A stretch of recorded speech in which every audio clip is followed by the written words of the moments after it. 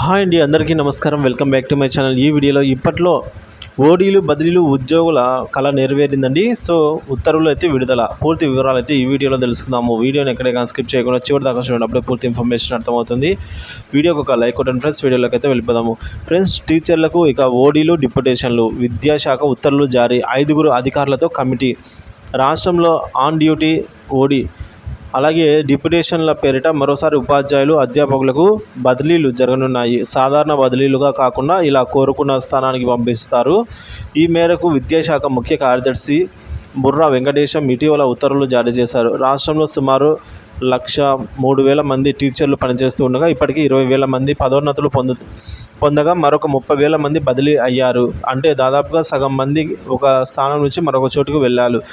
So వీరిలో బదిలీలు అయిన వారికి పాయింట్లు ఇచ్చి మెరిట్ ఆధారంగా ఈ ప్రక్రియను పూర్తి చేశారు. తీవ్ర వ్యాధులున్న అంటే అనారోగ్య గురి అయిన వారికి ప్రత్యేక పాయింట్లు ఇవ్వడంతో వారు కోరుకున్న ప్రాంతానికి వెళ్ళారు. అయినా ఇంకా పెద్ద సంఖ్యలోనే టీచర్లు బదిలీలు చేయాలి అంటూ మంత్రులు, ఎంపీలు, ఎమ్మెల్యేలు, ఎమ్మెల్సీలు, ఉన్నతాధికారుల విన్నతి అందజేశారు.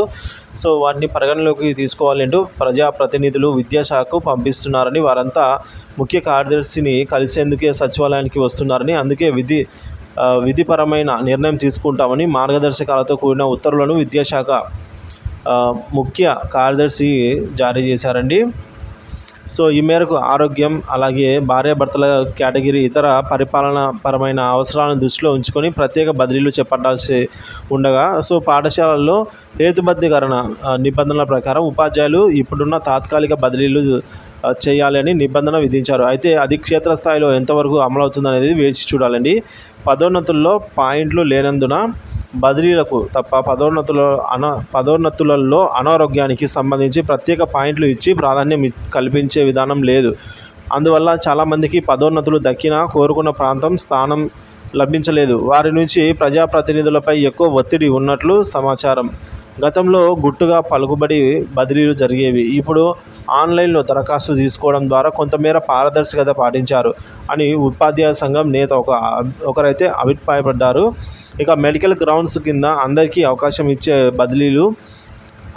ఇచ్చి బదిలీలు చేసిన తర్వాత మళ్ళీ ఇప్పుడు ఎందుకు చేస్తున్నారనేది అర్థం కావడం లేదని అయితే ఆయన తెలిపారనమాట. అదేవిధంగా వినతుల స్వీకరణపై ఆన్లైన్ పోర్టల్. ఉపాధ్యాయులు అధ్యాపకులు నుంచి వినతుల స్వీకరణకు ఆన్లైన్ పోర్టల్ నుంచి అయితే రూపొందిస్తున్నారు.